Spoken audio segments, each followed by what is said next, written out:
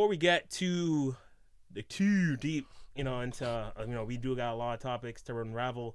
Let's take a moment, for what was it last Sunday, for Kobe Bryant and the rest of the many families that was in the helicopter crash. Yeah. Including of which his daughter as well. Yeah. Gigi. That really sucks. Yeah, it's been a very interesting week for America. Yeah. Kind of how like every day it's just as you see in the news, I feel like the impact of like just the tragedy itself for what it is to families and just for sports like the NBA. Mm-hmm. The man kind of put the not America, kind of even the world a little bit on a pause when the news went out. I think a lot of people were stuck. I know, at least for myself, I was having like brunch, and the waiter comes over to the table, and out of nowhere she's like, "Hey, you heard the news about Kobe Bryant?" And I was like, "What? Did he just like invest in something? Is he coming back to the league? Like, what's happening?"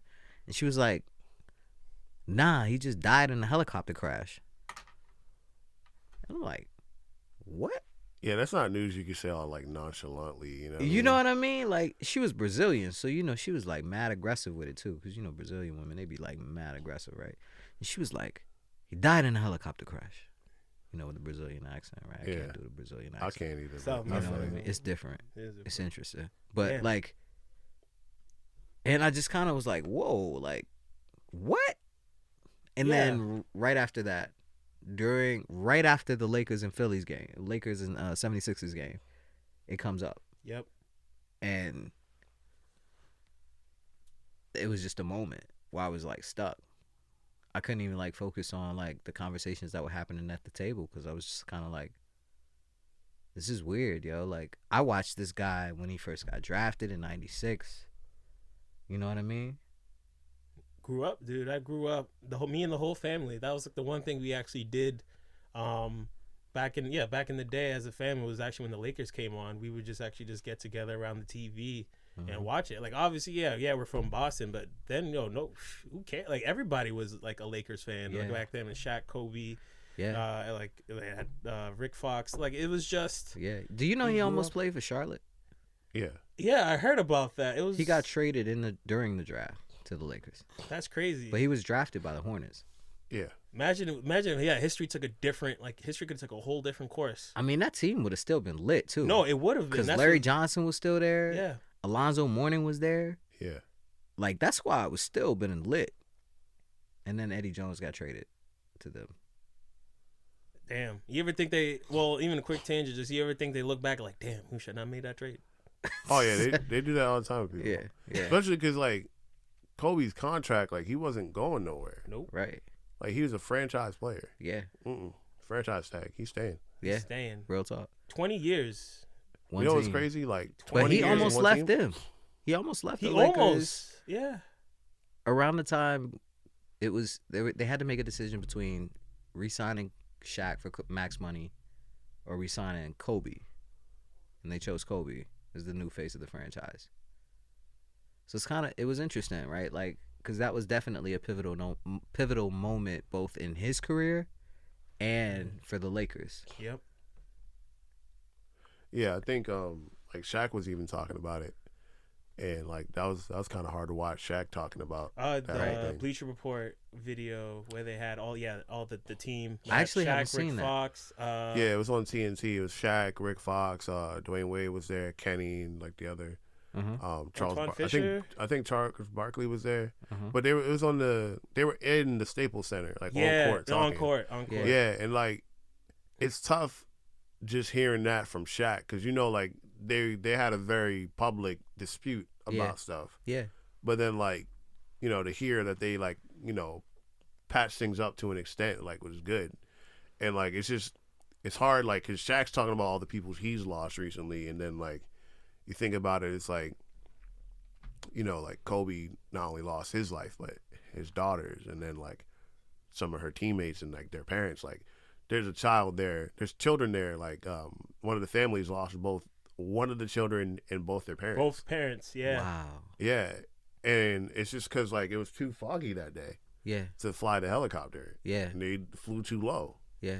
Like, it's scary to think that, like, you know, it's something that they've done so many other times, they thought nothing of it. And then it's gone. They're gone in a flash. Well, you know, it's also interesting too, right? Like, it made me realize how important it is to be present, right? Like, present in every moment in your life.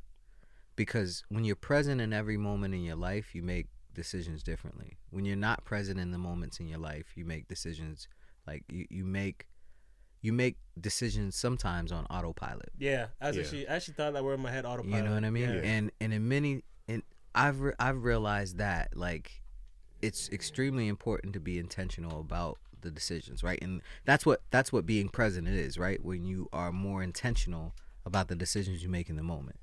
And I find that in most cases, and maybe even the reason why America is like in shock about this situation is because this was one moment in real time that woke everybody up out of the autopilot. Like, it's crazy to think how much media, even the shit we're producing now, right? Like inundates people and sedates people. You know what I mean? Because we're like bombarded with it. It possesses us. We wear it like clothes, and because of that, we start to just basically become repetitive in our processes and our steps and the songs we listen to and the types of music we listen to, or the documents we write every day, or the conversations we have, or the meetings we set up, right? Like, all of those things become just basically us going through the motions through this machine. And for me, that the thing that I guess that got me the most was like the fact that these things happen. Like, we lost Nip, you know, last year too, right? To some crazy stuff. And it's always these moments. It's the same thing with the family member, right? It takes a death in the family for everybody to get to be brought together, or it takes a baby being born for people to be brought together, right? Less so a baby being born than an actual death in the family. And for me, it's like, why does it have to be that way? And why do we live in a world that is the norm? When there's so much happening around us. Literally, right? It's been 72 degrees a couple days in January. Yeah. Right? And we just chalk it up as another day. Oh, it's warm outside. But, like, nah, that's a sign of the fucking world changing. It's like, winter. You know what I mean? It's supposed to be winter. Or like, like whole countries are being obliterated in the Middle East right now. And the population of a country that was like almost 6 million people is now like a couple 100,000 people just trying to hold down their country. You know what I mean? Like, and we're not having those, like, but that's being present, right? Like, in those moments. Yeah. You know what I mean? Whereas just being on autopilot and looking at the next TikTok trend, right? That's just us going through the motions, being on autopilot. And I just kind of wonder, man, like, where are we heading as a people when we're no longer present? You know what I mean? Yeah. I think, no, to your point, I agree with you, because what it was with, when I watched Shaq's segment, the Bleacher Report, excuse me, when I watched this segment of just like how he just expressed his feelings about when he heard about like Kobe's death. Yeah. And I think it was like, why, like, when I watched the video too, like, I was just looking at it and it was like #1. It came out like at the time I watched it, it came out at 6 hours ago. Yeah. And it was like already at 7 million views. And it was like #1 trending on YouTube like the other day. And I think I was like, damn, why does this video have so much views? I mean, I was waiting for like Shaq's like response. So when I saw it, I instantly clicked it.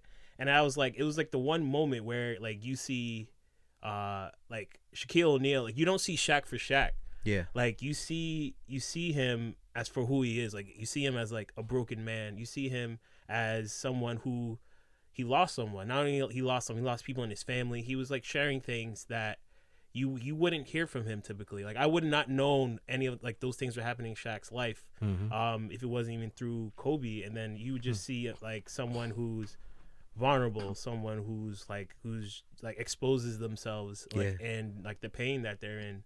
And he said it himself, like I think if anything, what you said is like even like a mirror image of what Shaq, when he described it, when he heard about what happened, because he said, surprisingly enough, like the last time he got to talk to Kobe was during his last game. And then he was like, "You're gonna drop 50, like make sure you drop 50 points on your last game, like by yourself." But then then he dropped 60 instead, right? And I'm thinking like, damn, like you would think like Shaq and Kobe, the relationship he had, like that was the last time they spoke, and then he was just reflecting on it, and he was just like right in front of the camera, just saying like why why wait then? Why let all that time go by? Like so much I should have said, so much that I still want to say, and that I won't be able to. And then the man is just crying, and I think that like even maybe he was basically woken up, like you said, like he was brought like out of like a subconscious sleep, like when hearing the news, because then all these emotions that he had like about his relationship with Kobe and everything go on in his life just kind of came to the surface. And when seeing that, it kind of did it kind of made everything that was going on like in the world, like in the news, just feel more real. Like excuse me, I just felt like it felt more real. Like it felt like like this really happened. Like we lost a figure, age 41, daughter age 13, along with like total was it like 7 the 7 people all in that plane. And like like people's lives were just changed forever in a single day. Like Kobe did not wake up thinking this would be his last day on Sunday, his last day on this earth. And I think that is what ultimately what Shaq was coming to, was like you really do gotta wake up. Like we gotta see, you gotta look at the world for what it is, and gotta figure out where is your place in the world. Like I think people need to focus on that. Well, I can agree with you. We also like just take people for granted, especially like that's celebrities. True. You know what I mean? Like even like someone like my family, like my immediate family, like I know they're gonna die one day, but in the back of my mind, I don't think it's ever gonna happen soon. You know what I'm saying? Like, and we look at these people like Kobe and like Shaq and like Michael Jordan, like as people that like as immortal because of the impact they had on us, but like we don't ever think they're gonna die. Even though they're human. We forget they're human after a certain point. Yes, like Kobe is a human being just like us, but like the way like what he's accomplished, like the way he's portrayed, that kind of stuff, is like like the legend Kobe is what we look at, not the man himself. So then like when the man himself dies, it hits us because we're not looking at him like us. We're looking at him as something greater than us. So it's like it's always hard to take that kind of stuff in because of like the high regard we as people hold them into. Well, it's kind of like, to that point, man, I'm realizing that we often live in an emotional coma. You know what I mean? Where my man Byron's on point with his like metaphors and analogies today. Look, man, Byron, let's go. It's funny, man. I had some time to think. Emotional coma. No, but on some real shit though. Like it's actually been like a point of like meditation in many ways. Like, how do you wake up and become more aware, but like not in a way too that opens yourself up too much? Because the other part too, right? The reason we walk in an emotional coma is because the world hurts. It's painful. You know what I mean? Like it actually does hurt. You see people in pain, like, and then the way that they deflect their pain or like show their pain is through translating that pain to you. You know what I mean? And that pain comes in many forms, right? But that pain body is what we experience from most people, right? So it's easy to just walk in an emotional coma because that protects us from the experiences of others. But the way we heal is actually through experiencing others, right? Which is the double-edged sword. Like, you need love from another person. Like, you can't not have a connection with another person on this planet or you will die. Yeah, right? we're lonely ass creatures. Right, Humans right, are lonely ass right. creatures. Or shit, Yeah. if you don't know how to cook for yourself, you can't. Yeah, You know yeah. what I mean? I mean, there's that And too. you gonna Well, die, I right? mean, Like, you but gonna- I mean I that mean- in its simplest form. But like, You know what I mean? That's what my man Kojima was talking about. You know, building bridges and connecting people and stuff like that. oh, for sure. Death for Stranding. Yeah, sure. Death Stranding. As, Hey, we'll that's get that. We'll definitely get to You that. know, like my man, It does speak truth to you what's know, going on today. You gotta cross the bridge to put water under the bridge. Yo, man, Just yo, saying. I'm telling you, man. My You man gotta Corell build the listens bridge to this to episode. cross the bridge to put water under the bridge. You feel me? There's levels to it, man. That's my man Sam Bridges. Death Stranding. That's No, but Sam. like to refocus really quick. I do want to send condolences to Kobe's family and all the families that were, you know, affected by this tragedy. For sure, for sure, man. What a way to start the year, man. That's crazy. It is, but hopefully it wakes people up, man. I mean, look, we gotta break from this emotional coma before robots replace us.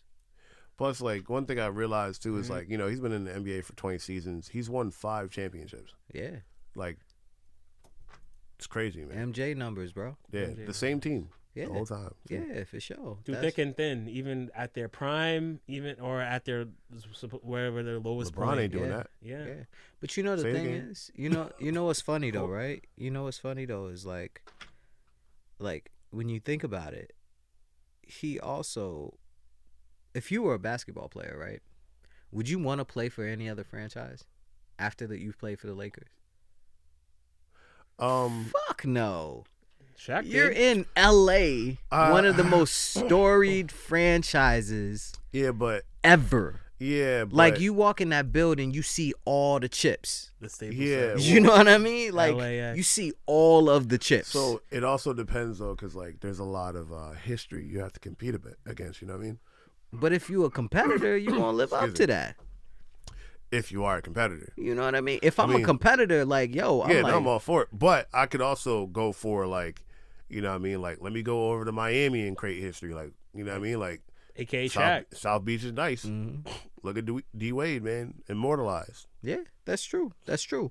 I just it Sometimes just like it's not just like some people like yes the comfort of like you know and like the aspirations of being a part of a franchise like that and the organization, yes, but like me, I'm like, well, let me go over here and create that. You know what I mean? Like, let me go to Miami and create that real quick. this tax want the check.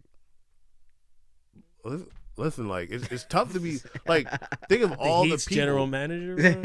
Think of all the Alright. great Lakers before Kobe. Right, You know what I'm saying? right. Like, I want my name in those headlines. You know what I mean? When they talking about James Worthy, they talking about Kareem Abdul-Jabbar.